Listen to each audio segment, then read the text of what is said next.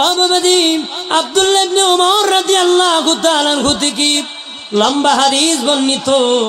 উনি বলেন, 3 বন্ধু রাস্তা দিয়ে যান, যেতে যেতে হঠাৎ করে বৃষ্টি এসে যায়, আশ্রয় নেওয়ার মতন কোনো জায়গা পায় না গো। 3 বন্ধু পাহাড়ে যাইয়া গুহার ভিতর ঢুকে পড়ে, গুহার ভিতর ঢুকে পড়ে যায়।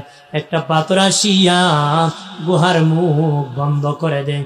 3 বন্ধু গুহার ভিতরে আটকা পড়ে যায়। 3 বন্ধু গুহার ভিতর আটকা পড়ে যায়। ও বাবা, এমন বিশাল বড় পাথর পড়েছি, 3 জন ভিতর থেকে সরানোর কোনো ক্ষমতা নাই। আর দুনিয়ার কেউ জানবে না তারা দেখ গুহার ভিতর বাবা আটকা পড়েছে। এক বন্ধু আর এক বন্ধুরে তো বন্ধু এমন জায়গায় ধরা পড়েছি, আল্লাহ যদি উদ্ধার না করে পৃথিবীর কেউ উদ্ধার করার ক্ষমতা নাই রে।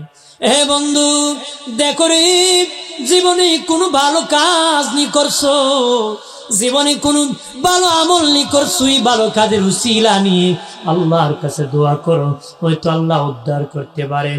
এক ব্যক্তি, এক বন্ধু বলে, আল্লাহ ও মালিক, আমি বড় গরিব, আমি বড় গরিব ছিলাম।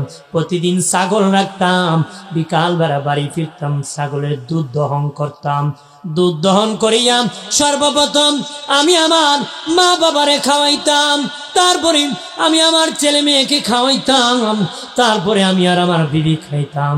একদিন বাড়ি আসতে রাত হয়ে গেল, দুধ দহন করে দেখি মা বাবা ঘুমায় পড়েছে, কিন্তু আমি আমার মা বাবাকে না দিলে কাউকে আমি খাওয়াই না গো নবীজি, কাউরে খাওয়াই না গো আল্লাহ।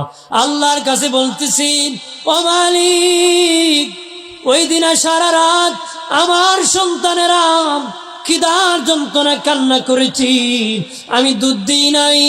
সকাল যখন হয়ে গেল, আমার মা বাবা ঘুম থেকে উঠলো, তখন তাদেরকে দুধ খাওয়াইলাম, তারপরে ছেলে মেয়েকে খাওয়াইলাম, তারপরে আমি আমার বিবি খাইলাম। আল্লাহ গো, এই দিনের খেদমতটা যদি আমি আমার মা বাবার দিয়ে খেদমত করেছি, ওটা যদি তোমার কাছে পছন্দ হয়ে থাকে, এর উসিলায় গুহার থেকে মুক্তি দান করো। আল্লাহকে ফিরিস্তা যাও, পাথরের 3 ভাগের 1 ভাগ সরায় দাও।